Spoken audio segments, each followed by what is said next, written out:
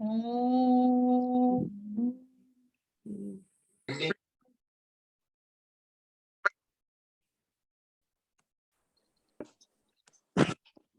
ओम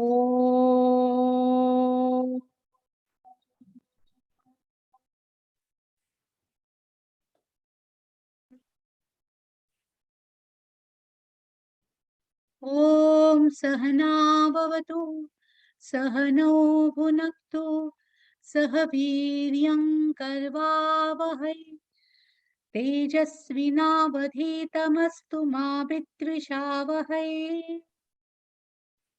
ओम शांति शांति शांति। गुरुर्ब्रह्मा गुरुर्विष्णुः गुरुर्देवो महेश्वरः गुरुः साक्षात् परब्रह्म तस्मै श्री गुरवे नमः।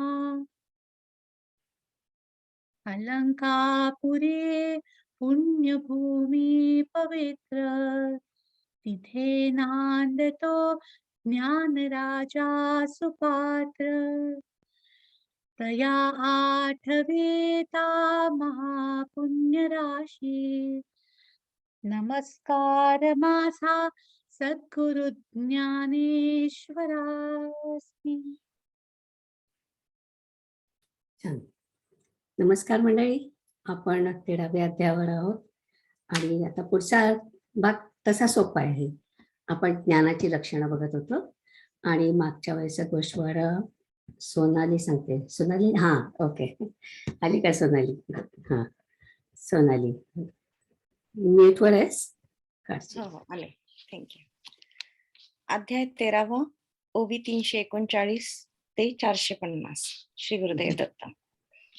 या ओव्यांमध्ये आपण शांती म्हणजेच संतांचे गुण, आर्जन आणि गुरुभक्तीचा अभ्यास केला.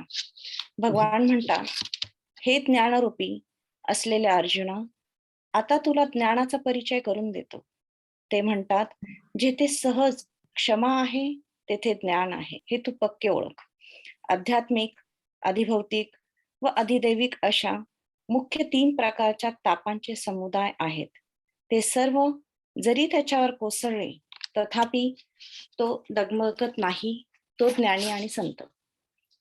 जो मान व अपमान मनाच्या सारख्या स्थितीने सहन करतो व सर्व सुख आणि दुःख सारखी मानतो, तसेच निंदा व स्तुतीने ज्याच्या मनाची स्थिती 2 प्रकारची होत नाही. उन्हाळ्याने जो तापत नाही आणि हिवाळ्याने जो कापत नाही. आपण काहीही जरी प्राप्त झाले तरी तो भीत नाही. असा हा ज्ञानी जे सुख दुःखाचे भोग शरीराला प्राप्त होतात ते आपले स्वरूप आहे असे समजतो आणि म्हणून आपण फार काही सहन करतो आहे असा अभिमानाचा पगडा त्याच्यावर बसत नाही. हे सांगताना भगवानांनी मेरू पर्वत, पृथ्वी यांची छान उदाहरणे सुद्धा दिली आहेत. शेवटी भगवान म्हणतात, हे अर्जुना, दात ओठ न चावता स्वभावताच असलेली ही क्षमा ज्याच्या ठिकाणी असते त्या पुरुषाच्या योगाने ज्ञानास मोठेपण प्राप्त होते.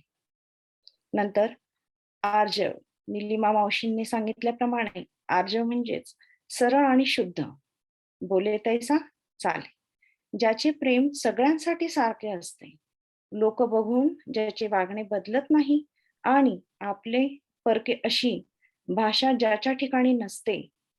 हे सांगताना भगवंतांनी अतिशय सुंदर उदाहरण दिली. सूर्य जसा तोंड पाहून प्रकाश देत नाही किंवा आकाश जसे सर्व जगाला सारखीच जागा देतात, वाऱ्याचे वाहणे जसे सरळ असते तसे त्याच्या मनातील विचार सरळ असतात आणि त्याला संशय व लोभ नसतात. आई पुढे येण्यास मुलास जशी शंका वाटत नाही त्याप्रमाणे त्याच्या मनातील विचार लोकांस सांगताना तो मागे पुढे पाहत नाही.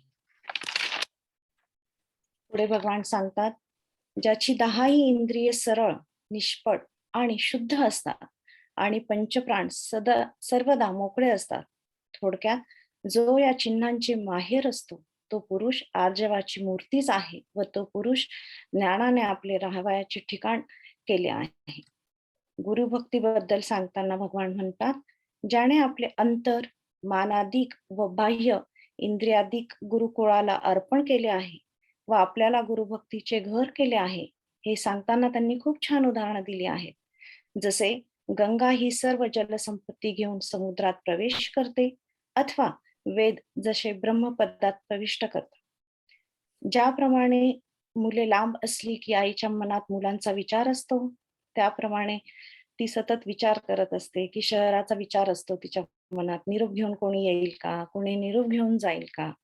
तसेच ज्या देशात गुरुचे घर असते तो देश त्याच्या मनामध्ये असतो.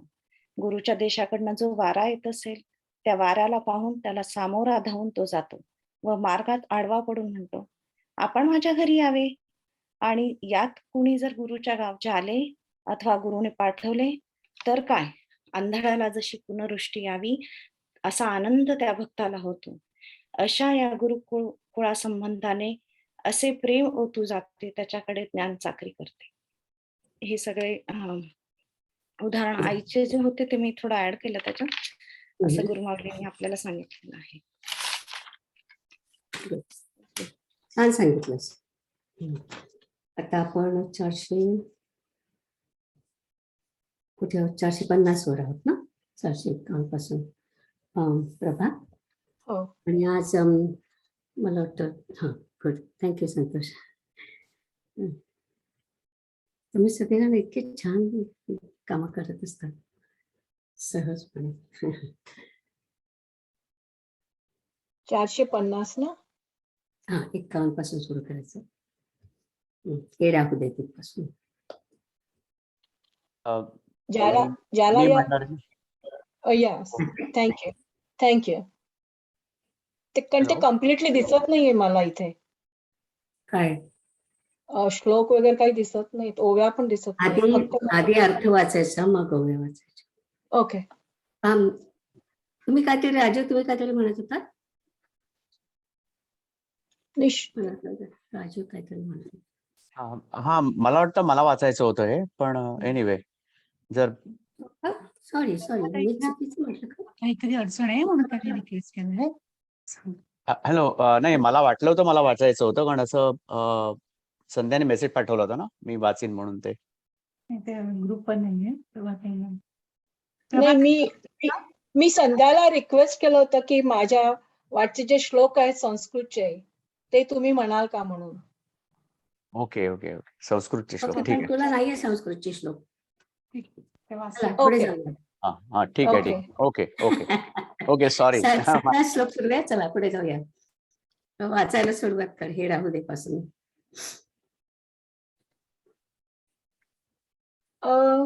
ओके, हे राहू दे इथपासून सुरुवात करू ना. हे राहू दे, मी गुरुभक्ती संबंधाने किती सांगू. गुरुवरील प्रेमाला अंत नाही, परंतु माझ्या बुद्धीत अफाट स्फूर्ती झाली. हेच या विस्ताराचे कारण आहे. ज्याला या भक्तीची इच्छा आहे, ज्याला या विषयाचे कौतुक आहे व जो या सेवे वाचून दुसरे काही चांगले मानित नाही, तो पुरुष तत्वज्ञानाचे ठिकाण आहे. ज्ञानाला त्याच्याच योगाने इभ्रत असते, हे वर्णन पुरे. अशी गुरुची सेवा करणारा जो आहे तो देव आहे व ज्ञान त्याचा भक्त आहे. ह्या रीतीने खरोखर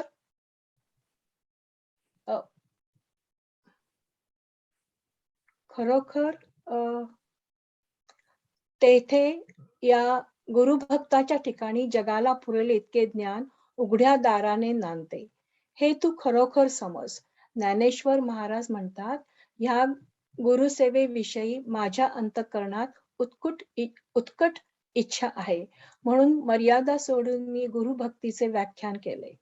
नाहीतर मी गुरुसेवेविषयी हात असून थोटा आहे. डोळे असून मी भजनाकडे लक्ष देण्याचे कामी आंधळा आहे व सेवा करण्याविषयी पाय असून पांगळ्यापेक्षा मंद आहे. वाचा असून गुरुवर्णाविषयी गुरुवर्णनाविषयी मोका व ज्यास फुकट पोसावे लागते असा मी आळशी आहे. परंतु माझ्या मनामध्ये गुरुभक्तीविषयी चांगले प्रेम आहे. त्याच कारणामुळे मला ह्या आचार्योपासी पदाचे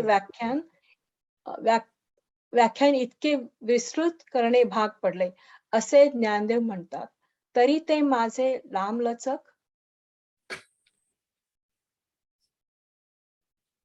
थोडं आणखी वरती कर संतोष.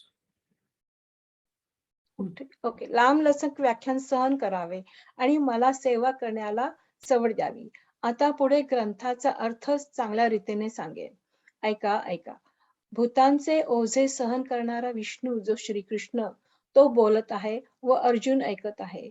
श्रीकृष्ण म्हणतात, ज्याप्रमाणे कापूर हा आत व बाहेर दोन्ही बाजूनी स्वच्छ असतो, त्याप्रमाणे ज्याचे शरीर आणि अंतःकरण ही शुद्ध असतात, अर्जुना तशा प्रकारचे शुचित्व ज्याच्या ठिकाणी असते, जसे रत्नाचे स्वरूप आत बाहेर चोख असते अथवा सूर्य जसा आत बाहेर एकसारखा प्रकाशमय असतो, तसा बाहेरचा भाग कर्माने धुवून काढला व आतलाही ज्ञानाने स्वच्छ केला. अशा रीतीने जो या दोन्ही प्रकाराने शुद्धत्वाला प्राप्त झाला आहे, वेदांताच्या आज्ञेप्रमाणे माती आणि पाणी याच्या योगाने बाह्य जे शरीर ते निर्मळ होते.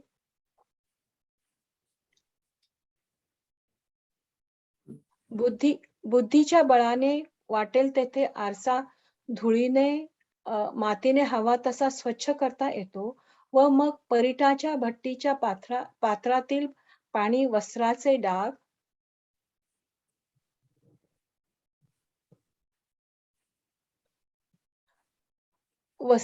डाग नाहीसे करते. फार काय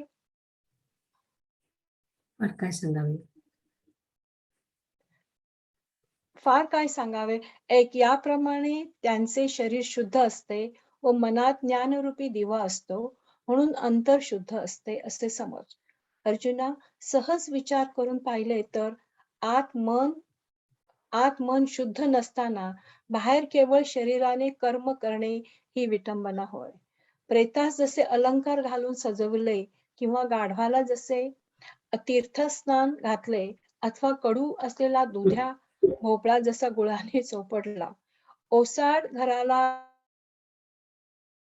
बांधे किंवा उपाशी मनुष्याच्या अंगाला अथवा विधवा स्त्रीने कुंकू व शेंदूर लावला, आतून पोकळ व बाहेरून सोन्याचा मुलामा केलेले कळस जे असतात, त्यांच्यावरील नुसत्या दिखाऊ चकाकीला आग लागो. शेणाची फळांची चित्रे करून त्यांना बाहेरून रंग देऊन जरी तो हुबेहूब फळासारखी पुढे दिसणारी केली तरी त्यांना घेऊन काय करायचे आहे? कारण त्यांच्या आत शेण आहे. आत शुद्ध नसून केवळ बाह्यातकारी कर्म करणे हे त्याप्रमाणे आहे. वाईट पदार्थाला मोठी किंमत लावली तर तो खपत नाही. जशी दारूने भरलेली घागर गंगोदकात बुचकळली तरी त्या योगाने ती घागर पवित्र होत नाही. म्हणून मनामध्ये ज्ञान असावे, मग बाह्य शुद्धी सहजच प्राप्त होईल. पण ज्ञान व कर्म या दोहांनी उत्पन्न होणारी अशी पवित्रता कुठे मिळेल? याकरिता अर्जुन, बाहेरील भाग कर्माने चांगला शुद्ध केलेला आहे आणि ज्ञानाने आतील मळ काढून टाकलेला आहे. एक मिनिट थांब प्रभा, इथे हे वाक्य महत्वाचं आहे की बाहेरील भाग कर्माने चांगला शुद्ध करायचा आहे आणि आतला भाग ज्ञानाने आतला मळ काढून टाकायचा आहे. म्हणजे अंतर्बाह्य शुद्धी अशा प्रकारे ते सांगतात आहे. म्हणून मग आता म्हणजे आपण आता जे श्लोक किंवा ओव्या वाचणार आहेत त्याच्यामध्ये आता आंतरिक शुद्धी कशी ते आपण बोलतोय आणि ते पण खूप महत्वाचं आहे. ते म्हणतात तसं नुसते आपले शेणाची फळं असले तर त्याचा काय उपयोग आहे? चांगलं सगळं आतमध्ये पण पाहिजे आणि बाहेर पण पाहिजे. आणि आपल्या मगाशी आपण शुचित्वाबद्दल बोललो होतो आणि त्याच्यानंतर आता आपण आंतरिक शुद्धीबद्दल बोलत आहोत. तर जेव्हा भक्ताचं लक्ष क्रियेकडे जास्त असते ती त्याची उपासना, आणि जेव्हा जेव्हा प्रेम जास्त असतं ती त्याची भक्ती, असं माऊली म्हणणार आहेत. ऍक्च्युली ती झाली ओवी आत्ताच. आणि नंतर अंतःकरण शुद्धीबद्दल त्यांनी सांगितलंय. आणि तर आता आपण आणखी जाऊया पुढे. चालेल. 481 पर्यंत, 480 पर्यंत. त्या स्थितीत आतील व बाहेरील शुचित्व हा भेद गेला व दोन्ही शुचित्वे एक झाली. फार काय सांगावे, केवळ एक शुचित्व मात्र राहिले.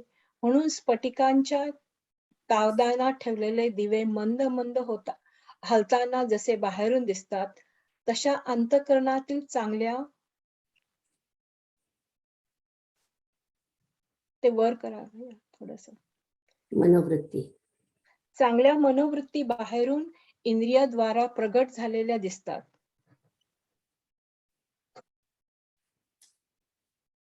ओके. ज्या ज्या योगाने संशय उत्पन्न होतो, ज्या योगाने वाईट मनोविकार उत्पन्न होतात व ज्या योगाने कुकर्माची बीजे अंकुर, हे वर करा पाहिजे ना, मला दिसत नाही नंतरच. अंकुर नंतरच दिसतंय. तुझा स्क्रीन थोडा ऍडजस्ट कर. दिसतंय इकडे चांगला, घेतात पासून ना. घेतात ज्या योगाने निषिद्ध कर्माकडे प्रवृत्ती होते, अशा ज्या गोष्टी त्या ऐकिल्या, पाहिल्या किंवा भेटल्या तरी त्या योगाने ज्याप्रमाणे मेघांच्या रंगाचे डाग आकाशावर पडत नाहीत, त्याप्रमाणे मनामध्ये काही विकार उत्पन्न होत नाहीत. एरवी इंद्रियाच्या संगतीने विषयांचा संबंध त्याला जरी घडला तरी तो विटाळाच्या विकाराने लिप्त होत नाही. वाटेवरून पवित्र स्त्री अथवा अपवित्र स्त्री या दोघी गेल्या असता ती वाट एकीच्या स्पर्शाने पवित्र होत नाही, अथवा दुसरीच्या संगतीने ती अपवित्र होत नाही, तर ती वाट दोघींपासून अलिप्त असते. त्याप्रमाणे अलिप्तपणाने व्यवहारात वागण्याचे त्यास ठाऊक असते.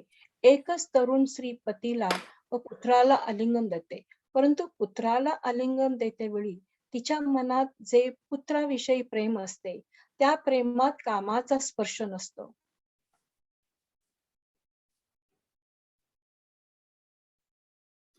आता ओव्या वाचायच्या.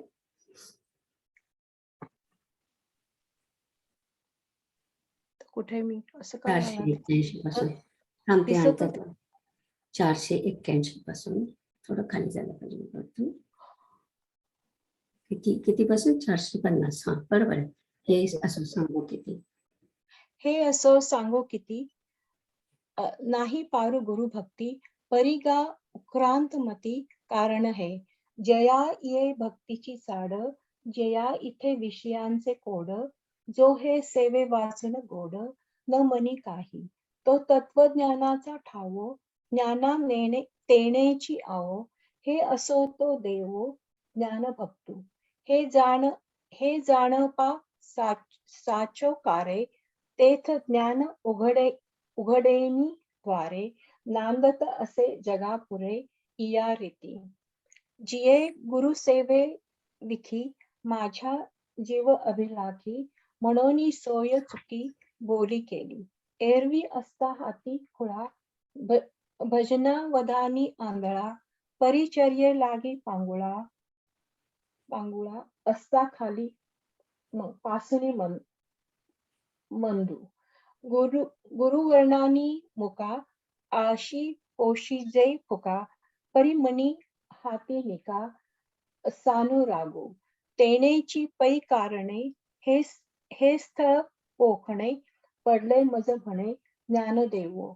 परी तो बोलू उपसहावा, आणि ओळगे अवसरू देयावा. आता म्हणेन जी बरवा, ग्रंथा थूरची. परिसा श्रीकृष्ण, जो भूत भारस हिष्णू, तो बोलत असे विष्णू म्हणे सुचित्व गा ऐसे, जयापाशी दिसे अंग मन. अंगमान जैसे कापुराचे.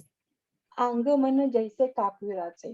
का रत्नाचे दळवांडे, तैसे सभाय चोखंडे आत बाहेरी एके पांडे सूर्यू जैसा बाहेरी कर्मे क्षाळला भितरी ज्ञाने उजळला इही दोही परी आला पाखाळा एका मृत्तिका आणि जळे बाह्य येणे मिळे निर्मूळ होय बोले वेदाचेनी भलतेथ बुद्धी बळी रजे आरिसा उजळली सौंदर्यी फेडी ठिकळली वस्त्रांची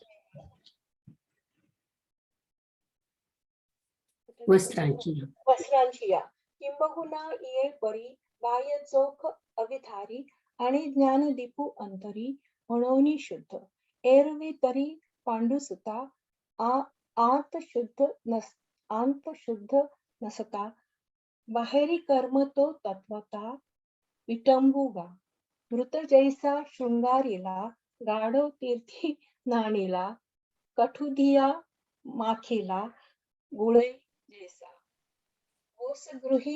रोसगृही तोरण बांधिले का उपवासी अन्ने लिपिले कुंकू सेंदूर केले कांतहीने कळस ढिमाचे पोकळ जळो वरील झळाझळ काय करू चित्रित्व फळ आतुषेण तैसे कर्म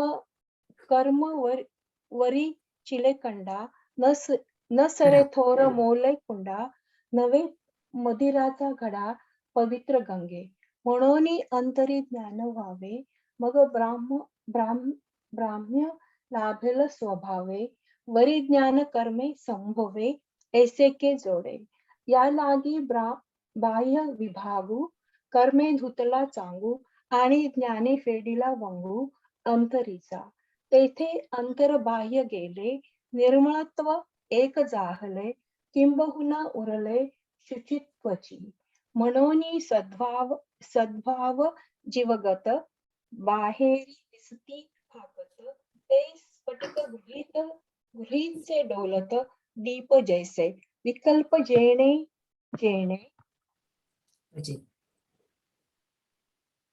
उपजे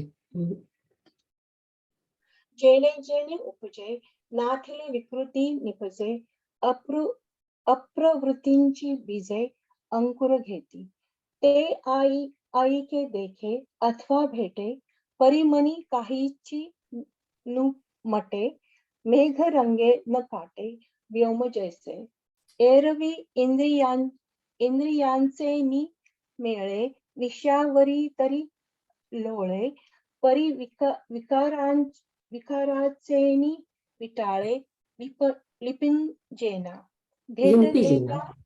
लिंपतो ना आपण लिपिजेना नाही लिंपिजेना हो ना भेटलेया वाटेवरी चोखी आणि महारी तेथ नातळे तिया परी राहोटो जाणे का पती पुत्रांते आलिंगी एकची ते तरुणांगी तेथ पुत्र भावांच्या अंगी न लगेची कामो तैसे हृदय आता थांबायचे मला वाटतं. ओके नीला निलिमा वाचू हो वाच 481 पासून 481 त्याप्रमाणे जसा हिरा पाण्याने भिजत नाही अधनात खडा शिजत नाही त्याप्रमाणे कोणत्याही मनोविकाराने त्या वृत्ती लिप्त होत नाहीत. अर्जुना याच पुरेसे शुचित्व म्हणतात.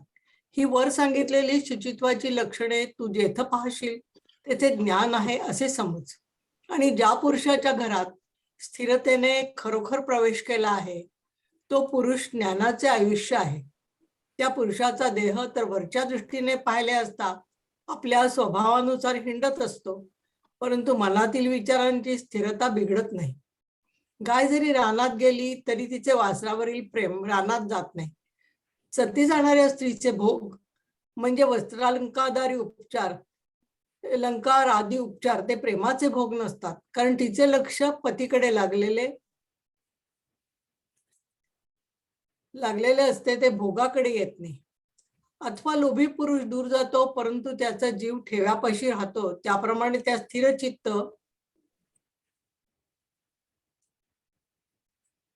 आता आपण ह्याच्यावर आहोत, स्थैर्यावर आहोत की 511 पर्यंत जायचंय ना. हो हो. तर आता तू जे वाचते ते सगळं स्थैर्यावरचं आहे. आपल्या आयुष्याचं उद्दिष्ट आणि त्याबद्दल दृढ निश्चय आणि निष्ठा म्हणजे ते स्थैर्य म्हणतात, त्याच्याबद्दल आता आपण बोलतोय, एवढंच मी सांगणार होते. आणि त्यांनी छान उदाहरण दिलं की गायीचं उदाहरण दिलंय ते, किंवा जिचं मन जसं स्थिर असतं, किंवा ग्रह तारे फिरतात पण आकाश मात्र स्थिर असतं, तशी स्थैर्य ही ज्ञानीपुरुषाची ओळख आहे. आणि गाय जंगलात गेली तरी वासळाजवळ चित्त राहते, ते आता तू म्हटलं. तशी चित्ताची स्थिरता झाली की मन फक्त स्वरूपावर खेळून राहतं, स्वरूपावर म्हणजे आत्मज्ञानावरती खेळून राहतं. ओके, जाऊया पुढे. ओके. पुरुषाचा देह जरी फिरत असला तरी त्याच्या चित्ताला चंचलता नसते. इकडून तिकडे फिरणाऱ्या मेघांबरोबर जसे आकाश धावत नाही, अथवा गती असलेल्या ग्रहांच्या चक्राबरोबर जसा धुवाचा तारा फिरत नाही. अर्जुना, वाटसरूंच्या येण्या जाण्याबरोबर जसा रस्ता चालत नाही, अथवा ज्याप्रमाणे वृक्षास जाणे येणे नाही, त्याप्रमाणे चलनवलन करणाऱ्या या पंचमहाभूतात्मक देहात तो स्थिरचित्त पुरुष असूनही प्राणीमात्रांच्या ठिकाणी असणाऱ्या शुद्धादी 6 उर्मींपैकी एकीनेही त्याच्या चित्ताची गडबड होत नाही. वावटळीच्या बळाने पृथ्वी जशी हालत नाही, त्याप्रमाणे उपद्रवाच्या लोंढ्यांनी तो वाहवला जात नाही. दारिद्र्यापासून होणाऱ्या त्रासामुळे दुःखी होत नाही आणि भय व शोक यांनी कापत नाही. शरीराला मृत्यू आला असता भयाने याची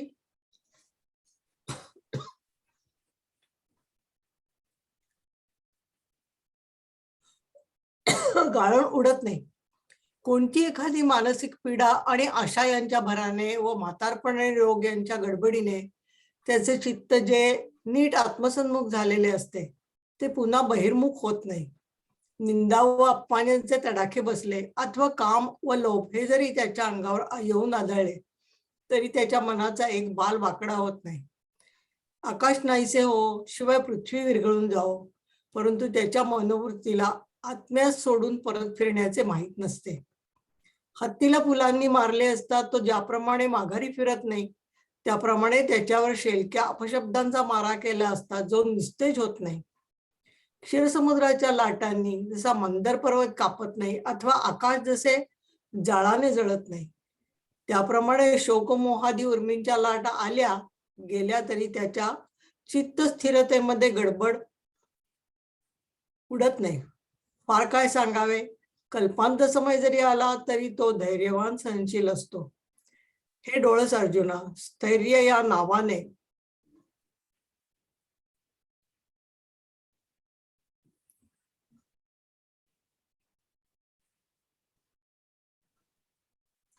पडते का? स्थैर्य या नावाने जिचे विशेष वर्णन केले जाते ती हीच अवस्था होय असे समज. हे न ढळणारे स्थैर्य ज्या पुरुषाच्या शरीराच्या व मनाच्या ठिकाणी प्राप्त झाले आहे तो पुरुष नानाचा खरा उघडा ठेवा आहे.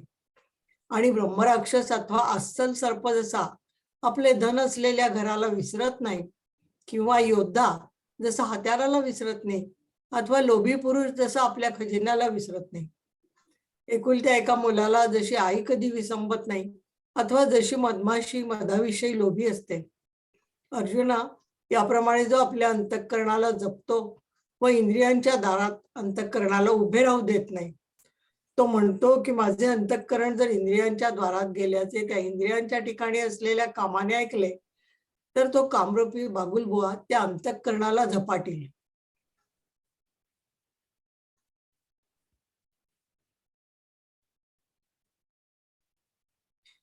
आणि थोडं त्या अंतःकरणाला झपाटील व मग त्या कामाच्या तडाख्यातून सुटणे कठीण. तसेच इंद्रियांच्या ठिकाणी असणारी आशारूपी डाकीण ही अंतःकरणाला इंद्रियांच्या द्वारी पाहिल्याबरोबर त्याला झपाटील, मग जीवावरच येऊन बेतेल. म्हणून तो पुरुष पितो. ज्याप्रमाणे घराबाहेर डालगजपणाने वागणाऱ्या स्त्रीला तिचा दांडगा नवरा बाहेर फिरकू न देता तिला घरात कोंडून ठेवतो, त्याप्रमाणे आपली मनोवृत्ती बाहेर इंद्रियांकडे जाऊ नये म्हणून तिच्यावर जो पहारा करतो, चित्ताला संकोच होण्याकरता देह सुद्धा झिजतो व इंद्रियांची समजूत घालून त्यांना चुचकारून निग्रहावर आणून ठेवतो. या शरीरात मनरूपी महाद्वारात अंतर्मुखतेच्या पहाऱ्याच्या जागेत जो यम व दम यांना उभे जागे ठेवतो. गुद व मेद यांच्या मध्यभागी आधार चक्राच्या ठिकाणी मूळ बंधाची व नाभीमध्ये मणिपूर चक्राच्या ठिकाणी ओडियाणा बंधाची व कंठामध्ये विशुद्ध चक्राची ठिकाणी जालंधर बंधाची, याप्रमाणे 3 बंधाची गस्त घालतो आणि इडा व पिंगळा यांच्या संगम स्थानी म्हणजे सुषुम्नेत चित्त घालतो.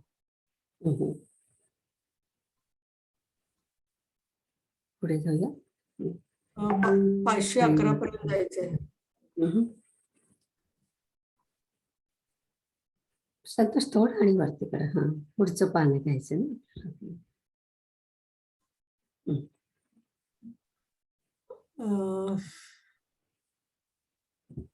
त्याच्या आधीच शब्द राहिला.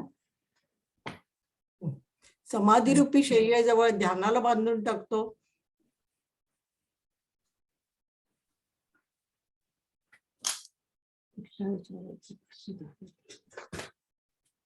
समाधिरूपी शय्या, बरोबर.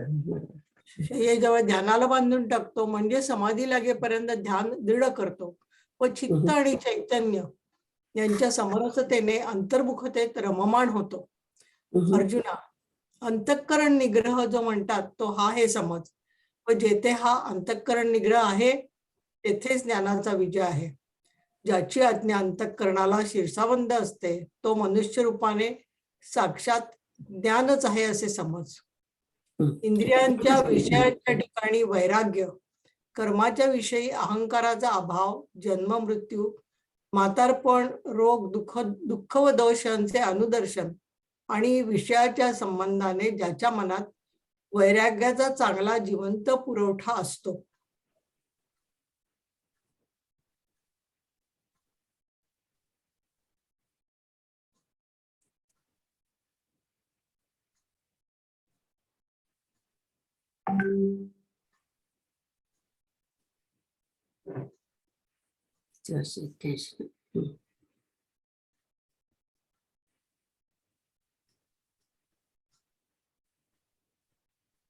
मला आता इथे 1 मिनिट थांबले ना.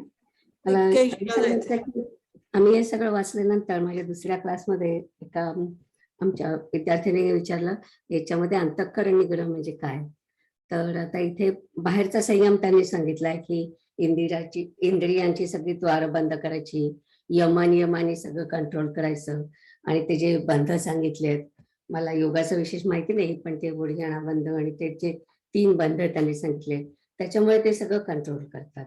आणि त्याच्याशिवाय अंतःकरण म्हणजे आपण म्हणतो मन, बुद्धी, अहंकार, चित्त अशा प्रकारे. तर या सगळ्या गोष्टींवरती सुद्धा तो कंट्रोल करतो. आणि म्हणजे त्यांनी जसं म्हटलं की अंतःकरणाच्या बाह्य नजरेवर कडक बंद ठेवतो, म्हणजे ध्यान, धारणा, समाधी याच्याकडे तो मन लावतो. तर अशा प्रकारे तो जे कंट्रोल करतो हे सगळं म्हणून अंतःकरण निग्रह त्याला म्हणायचं, एकत्र केलेलं. ओके, जाऊया पुढे, ओव्या वाचूया. ओके. पाणीये हिरा न भिजे, अधणी हरळू न शिजे, तैसी विकल्प जाते न लिंपिजे मनोवृत्ती. तया नाव शुचित्व पड पार्थागा संपूर्ण, हे देखसी तेथ जाणत ज्ञान आहे. आणि स्थिरता साचे घर रिगली जयाचे, तो पुरुष ज्ञानाचे आयुष्य गा. देह तरी वरिलीकडे आपुलिया परी हिंडे, परी बैसका न मोडे मानसींची. वत्सावरून धेनूचे स्नेह रानान वचे, नवथी भोग सतीयेचे प्रेमभोग. का लोभिया दूर जावे, परी जीव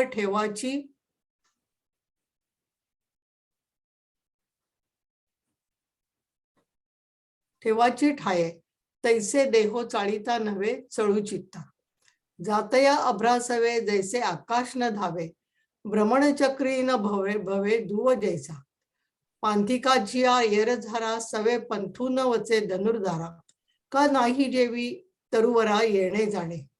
तैसा चळणवळणात्मकी असोनिये पांच भौतिकी. भूतोर मी एकी चळी जेना. वाहू टोळी चेनी बळे. पृथ्वी जैसी न ढळे. तैसा उपद्रव उमाळे न लोटे जो. दैन्य दुःखी न तपे. भय शोखी न कंपे. देह मृत्यू न वासिपे पातलेनी. आरती आशा पडी भरे. वय व्याधी गजरे. उजू पाठीमोरे नवे चित्त. निंदा निस्तेज दंडी. कामलोभा वरपडी. परी रोमा नव्हे वांकुडी मानसाची. आकाश है वोसरो. पृथ्वीवरी विरो. परी नेणे मोहरो हृदय वृत्ती. हाती हाला फुली. पासवणा जेवी न घाली. तैसा नोहोटे दुर्वाक्य सेलीला सांता.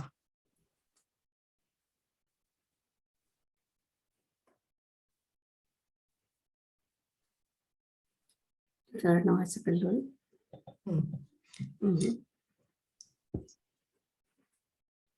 शिरार्णवाच्या कल्लोळी. कंपू नाही मंदराचळी. का आकाश न जळे जाळी वणवी याचा. तैशा आल्या गेल्या उर्मी नवे गजबज मनोधर्मी. किंबहुना धीरुक्षमी कल्पांतीही. पै स्थैर्यसी भाष बोली जे सविशेष.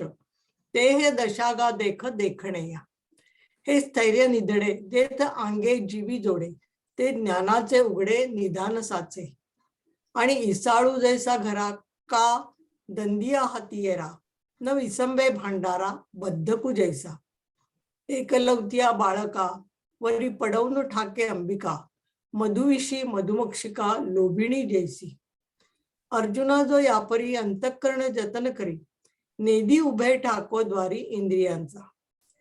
म्हणे काम वागूल ऐकेल हे आशा सियारी देखेल. तरी जीवा टेकेल म्हणून बिहे. बाहेरी धीट जैसी दाटुका पती कळासी. करी टेहणी तैसी प्रवृत्तीसी. सचेतनी वाणेपणे देहासकट आटणे. संयमावरी करणे बुजून घाली.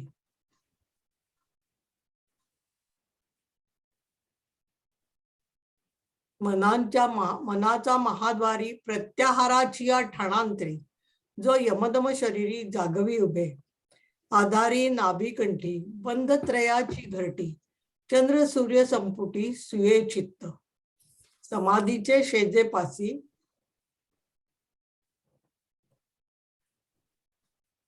बांधोनी खाली ज्ञानेसी. चित्त चैतन्य समरसी आंतुरते. अगा अंतःकरण निग्रह जो. तो हा हे जाणीजो. हा आथी तेथ विजयो ज्ञानाचा पै. जयाची आज्ञा आपण शिरीवाहे अंतःकरण. मनुष्य कार्य जाण ज्ञानची तो. छान छान वाचलं. आता पुढचा श्लोक वाचूया. मीना. इंद्रियार्थेषु वैराग्य मनहंकार एव च. जन्म मृत्युजरा व्याधी दुःख दोषानुदर्शनम. थँक्यू. थँक्यू.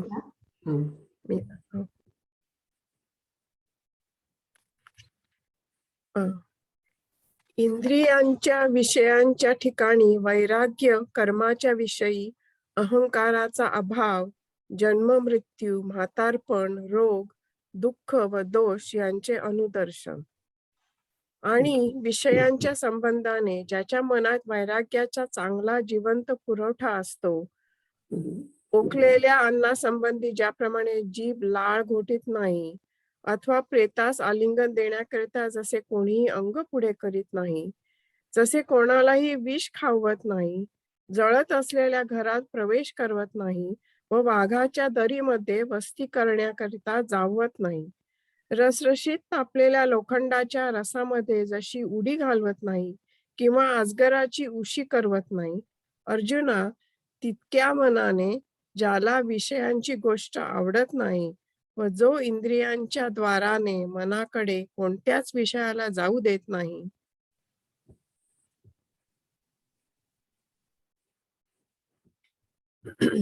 ज्याच्या मनात विषया सेवनाचा कंटाळा असतो, देहाच्या ठिकाणी रोडपणा असतो, व यमतम करण्याचा ज्याला आनंद वाटतो. अर्जुना, ज्याच्या ठिकाणी तपांची व व्रतांची गर्दी असते व ज्याला गावात येताना प्रलय कालाप्रमाणे संकट वाटते, योगाभ्यासाविषयी ज्याची अति उत्कट इच्छा असते व एकांतात राहण्या संबंधाने ज्याच्या मनाची ओढ असते व जनसमुदायाच्या ज्याला नावही सहन होत नाही, बाणांच्या शय्येवर जसे निजणे अथवा पुवाच्या चिखलात जसे लोळणे, तसे तो इहलोकीचे भोग भोगणे मानतो. स्वर्गाचे भोग ऐकून मनाने असे मानतो की ते असे जसे कुत्र्याच्या कुजलेले मांस आहेत. वर सांगितलेले विषयांविषयीचे वैराग्य हे आत्मप्राप्तीचे दैवच आहे. याच्यामुळे साधक ब्रह्म्याच्या आनंदाचा उपभोग घेण्यास लायक होतात. जेथे असा ऐहिक व पारत्रिक भोगासंबंधाने अत्यंत कंटाळा तुला दिसेल, तेथे ज्ञानाची वस्ती आहे असे समज. आणि सकाम पुरुषाप्रमाणे इष्टापूर्त कर्मे करतो, परंतु केलाचा फुंज शरीरात राहू देत नाही. वर्णाश्रम धर्माला पोषक अशी नित्य नैमित्तिक कर्मे करीत असता त्यात काहीही कमी नसते. परंतु हे कर्म मी केले अथवा माझ्याने सिद्धीला गेले असा अहंकार वासनेमध्ये ठेवलेला नाही. ज्याप्रमाणे हेतू वाचून वायूचा सर्वत्र संचार असतो किंवा सूर्याचे उगवणे जसे निरभिमान असते, अथवा वेद जसे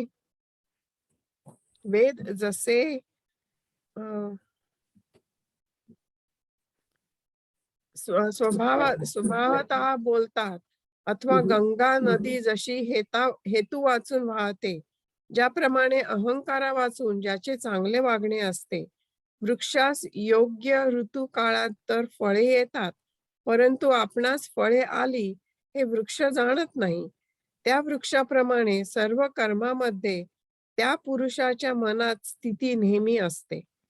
याप्रमाणे जशी एक पदरी माळेची दोरी काढली असता तिचे मणी जसे गळून पडतात, त्याप्रमाणे जेथे मनातून, कर्मातून आणि वाचेतून अहंकाराची हकालपट्टी होते, ज्याप्रमाणे आकाशातील ढग आकाशात चिकटल्याशिवाय असतात, त्याप्रमाणे देहात झालेली जी त्याची कर्मे, त्या कर्माच्या ठिकाणी त्याचा अहंकार असल्याशिवाय ती कर्मे असतात. मद्यपान केलेल्या मनुष्यास जशी आपल्या वस्त्रांची आठवण नसते किंवा चित्राच्या हातात दिलेल्या शस्त्राचे जसे त्या चित्रास भान नसते, अथवा बैलाच्या पाठीवर लादलेल्या शस्त्रांच्या पोथ्यांची त्याला जाणीव नसते, शास्त्रांच्या पोथ्यांची त्याला जाणीव नसते, त्याप्रमाणे त्याला आपण देहामध्ये आहो अशी आठवण नसते. त्याच्या त्या स्थितीला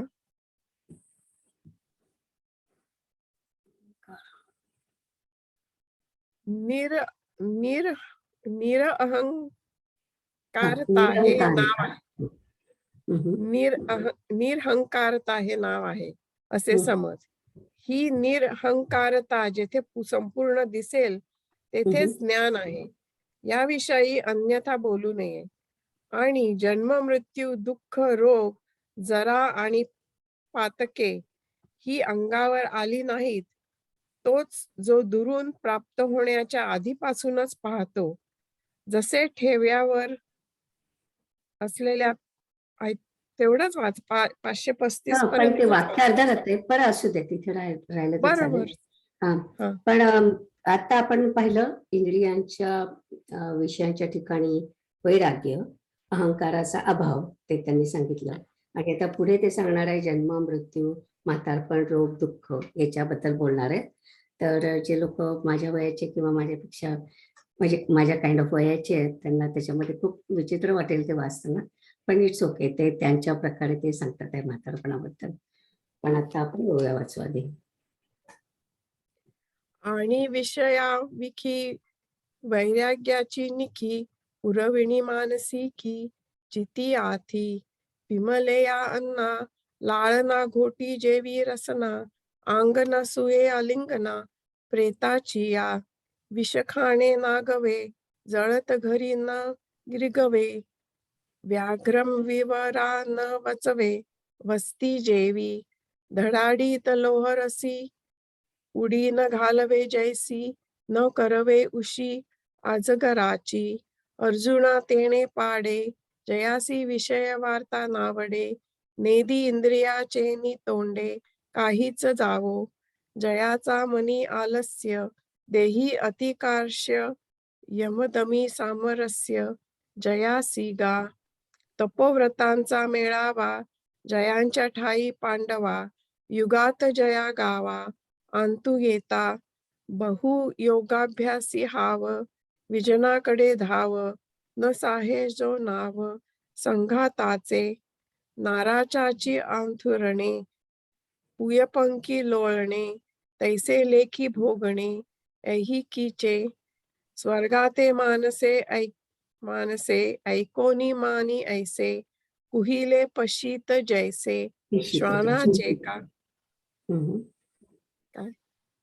पिशीत जैसे पिशीत ते हे वैषय वैराग्य जे आत्मलाभाचे भाग्य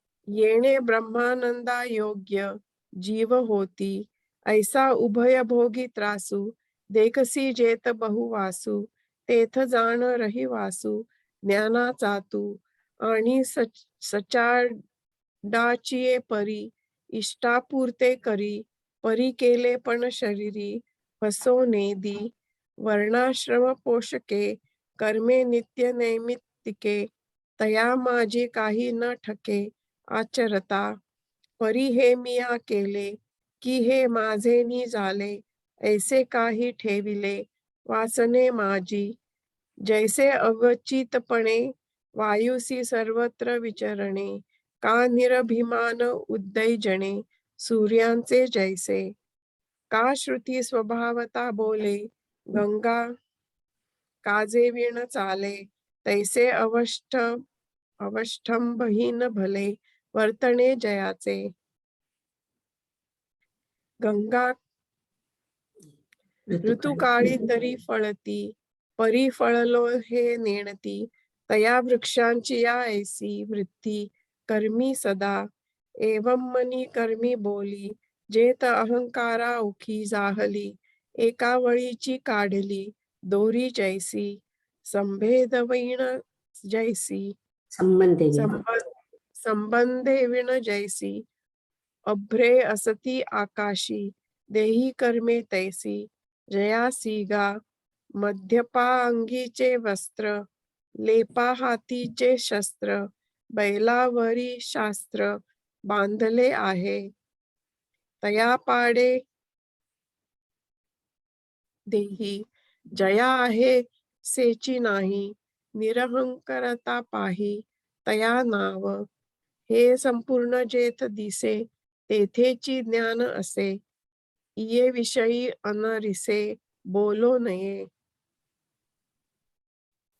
आणि जन्म मृत्यू दुखे व्याधी वार्धक्य लुषे ये अंगान येता दे व्याधी वार्धक्य कलुष व्याधी वार्धक्य कलुषे ये अंगान येता देखे दुरुनी जाऊ. छान. नमस्ते नीता.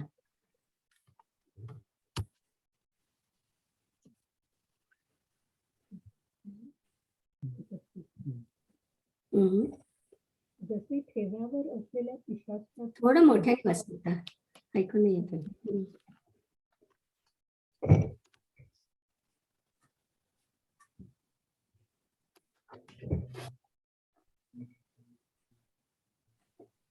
जसे ठेव्यावर असलेल्या पिशाच्याचा आधी प्रतिबंध दूर करण्याविषयी मांत्रिक जसा दक्ष असतो अथवा योगाभ्यासास येणाऱ्या अडथळ्या संबंधाने योगी जसा दक्ष असतो किंवा भिंत वाकडी तिकडे येऊ नये म्हणून गवंडी जसा आधीच ओळंब्याची व्यवस्था करून ठेवतो जसे सर्पाच्या मनातून जन्मांतरीचे वैर जात नाही, त्याप्रमाणे मागील जन्मातील दोष जो मनात बाळगतो. डोळ्यात गेलेला खडा जसा डोळ्यात विरघळत नाही, म्हणजे सारखा खुपत राहतो, अथवा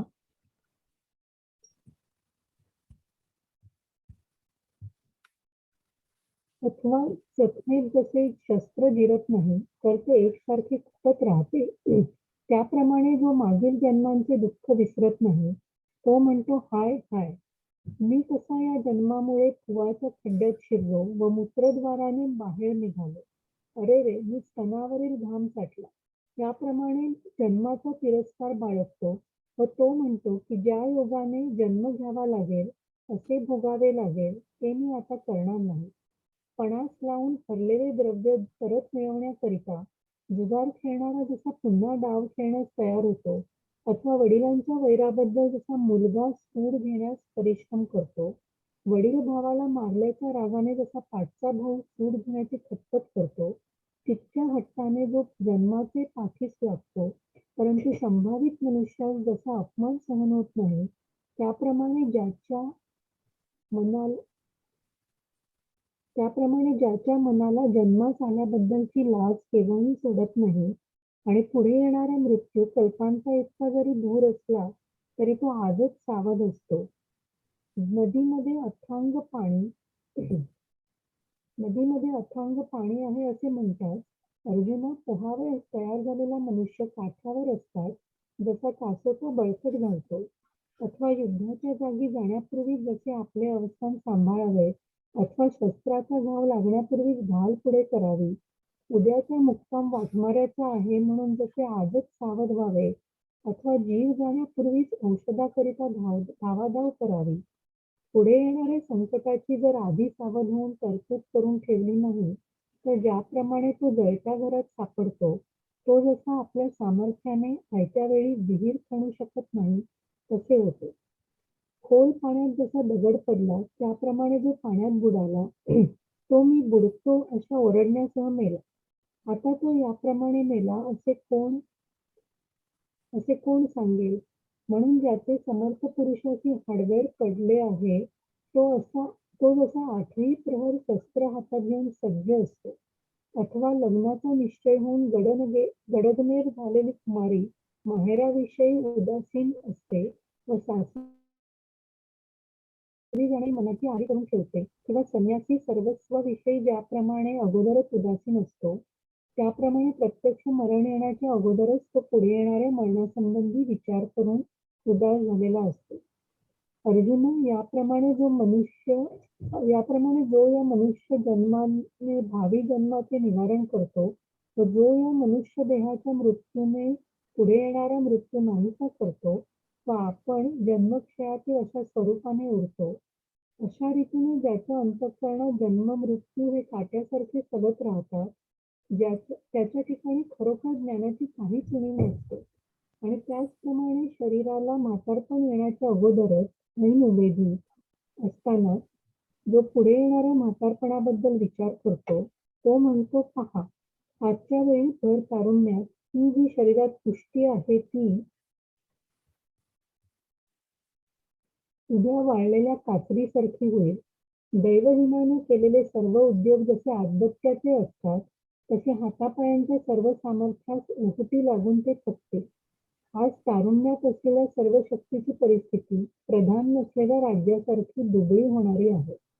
फुलांच्या सुवासाच्या भोगाकरिता ज्या नाकाचे प्रेम गुंतलेले असते, ते नाक उंटाचा गुडघा जसा असतो तसे विद्रूप व वास घेण्यास असमर्थ असे होईल. ओढाळ गुरांच्या खुरांनी जशी गुरे बसण्याच्या जागेची दुर्दशा झालेली असते, त्याप्रमाणे माझ्या मस्तकाची अवस्था होईल. कमळाच्या पाकळीशी स्पर्धेने भांडणारे हे जे डोळे, ते म्हातारपणात जशी पिकलेली पडवळे असतात तसे होते. दिवाळीचे पडदे झाडाच्या जुन्या सालीप्रमाणे खाली लोंबतील व अश्रूंच्या पाण्याने ऊर कुजेल. ज्याप्रमाणे बाभळीचे खोड सरळ गिरबिडून टाकतात, त्याप्रमाणे तोंड खिंकीच्या पिचकारीने गिरबिडून जाईल. स्वयंपाकाच्या चुलीपुढे खाचेत अगर चरात उष्टे पाणी वगैरे साचून जसे दुर्गंधीयुक्त बुडबुडे उसळतात, त्याप्रमाणे नाकात शेंबडाचे दुर्गंधीयुक्त बुडबुडे येते. ज्या मुखाचे ओठ मी विड्याने हल्ली तारुण्यावस्थेत रंगवितो व ज्यातील दात हसताना दाखवितो व ज्या मुखाने चांगले सुंदर बोलतो, त्याच तोंडाला उद्या म्हातारपणी कफाचा लोंढा येईल आणि या दाढा दातांसकट उखडून जातील. शेतकीचा धंदा जसा कर्जाने ग्रस्त झाला असता उर्जित दशेला येत नाही, अथवा झडीच्या पावसाने जशी एकदा गुरे बसली म्हणजे ती उठत नाही, त्याप्रमाणे म्हातारपणी काही केल्याने जीभ उठणार नाही.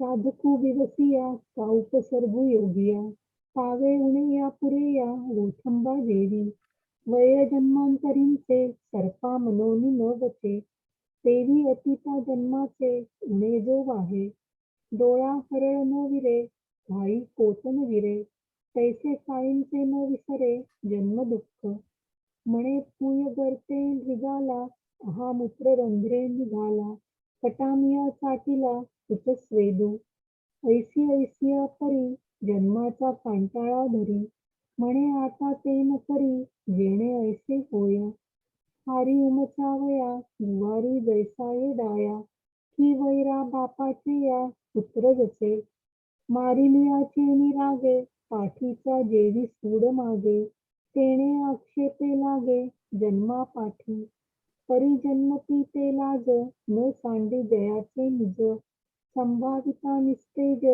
न जिरे जेवी, आणि मृत्यू पुढे आहे तोची कल्पांची काप आहे, परी आजीची होय सावधू जो.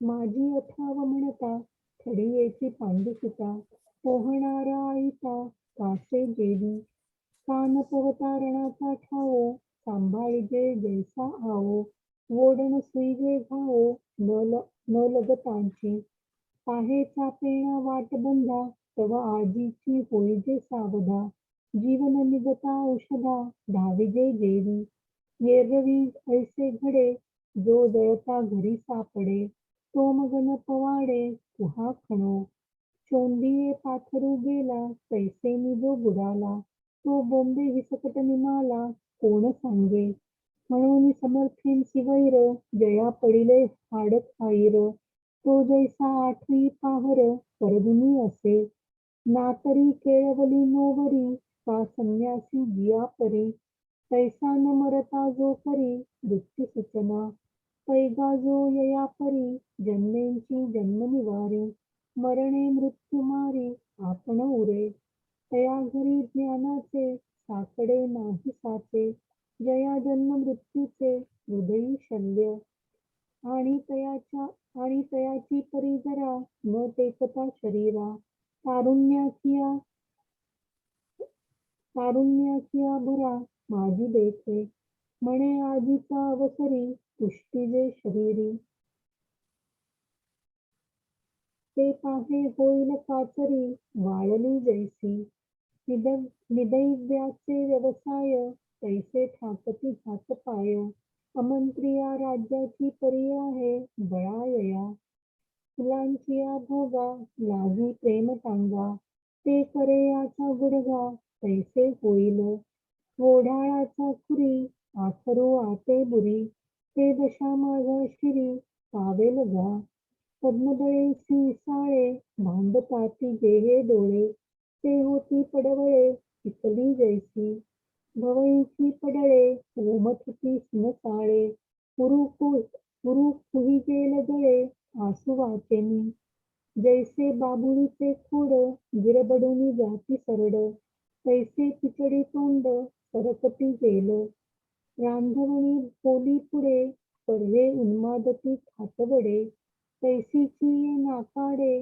बिडबिडती, तांबुले ओठ राऊ हसता दात दाऊ, अनागर मिरवू बोल देणे तयाची पाहे या तोंडा येईल जळंबटाचा लोंढा या उमळती दाडा दातांशीही कुळवाडी रिणे दाटली कावाकडिया ढोरे बैसली तैसी मुखील काही केली जीभची हे. छान वाचलंस. छान वाचलंस. आता थांबूया इथे.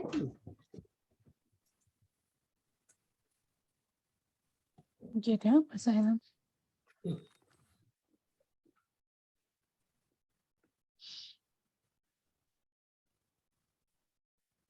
आता विश्वात्मके देवे येणे वाग्यज्ञे तोषावे दोषोनी मजत्यावे पसाय दानहे जे खराची व्यंकटे सांडो तया सत्कर्मी रते वाढो भूता परस्परे पडो मैत्र जीवाचे